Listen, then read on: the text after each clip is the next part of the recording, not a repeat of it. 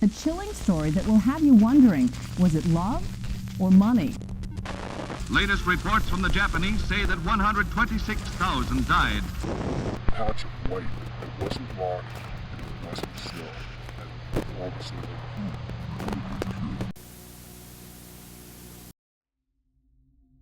While scuba diving isn't one of the most popular hobbies out there, it sure is a lot of fun. But with that fun comes a long range of possibilities of things that could go wrong. From an issue with your air tank to rising up to the surface too quickly and facing the issues of nitrogen narcosis. These are more normal things that we can usually take precautions of to make sure they don't occur. However, having your husband turn off your air supply whilst keeping you underwater is something many would not worry about. But in the case of Tina Watson, that is unfortunately exactly what happened.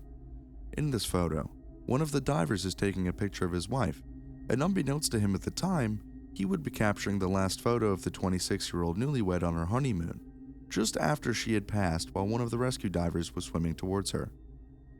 Gabe Watson would later plead guilty to manslaughter and serve a prison sentence in Australia, but not until after having given the police 16 different stories of what happened underwater, none of which matched anything the other divers had seen. After serving his 18-month trial in Australia, he was deported back to their home state of Alabama, where they had planned to charge him with murder. These charges, however, were dropped due to a lack of evidence, and as of today, he is still a free man. Oftentimes, with morbid history, some people's last moments can be captured in a photograph, a video, sometimes even a note. But it's not very often their last moments on our planet are captured by a shadow. On August 6 of 1945, the United States dropped an atomic bomb on Hiroshima. For those who don't know, this was the event that inspired the award-winning film Oppenheimer. While there was a lot of detail in this film regarding the events of the incident, painting a very captivating picture. One detail that seemed to be swept under the rug were the shadows of the people in Hiroshima being etched into their surroundings when the bombs had struck. This happens because of the intense heat that is given off during an atomic explosion, which essentially scorches the top layer of everything in its path. However, this could be blocked by, say, a person sitting down on a step. Hence, why we have these shadow-like shapes left in different places around Hiroshima. Utah, the home of the Salt Flats, the jazz, and so much more, boasting a population of over 3 million, including 3 girls in particular, Essa Ricker and her friends Kelsey and Savannah Webster. The 3 girls were young, aging from 13 to 15, a time at which some of us would say is our happiest. No bills, no responsibilities outside of school, just a time to enjoy friends and life, which is exactly what they were doing. On the 15th of October 2011, the 3 girls had come together to have some fun. A place to see some cool trains. The 3 girls were standing in between the tracks when they waved at the conductors and decided to snag a quick selfie to hold on to that memory. Unbeknownst to them, this would be the last selfie they ever took. While the girls were focused on taking their selfie, they did not realize that there was another train coming from the opposite direction. In the photo, you can see a flash of something in the background. This was the headlights of the train that was coming towards them.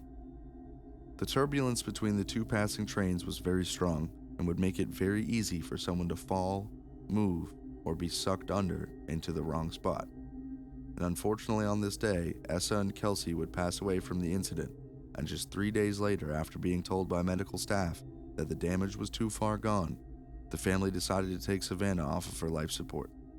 This is a horrible tragedy and an honest mistake from some unsuspecting kids trying to have some fun. My heart goes out to their families. Mount Everest.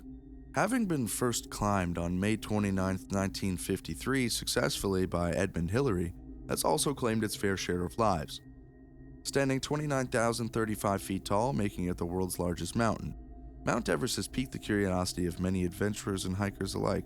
29 years earlier, this would be attempted by 2 individuals by the names of George Mallory and Sandy Irvine. George and Sandy were excited to be the 2 first people to have done the extremely difficult ascension up this mountain.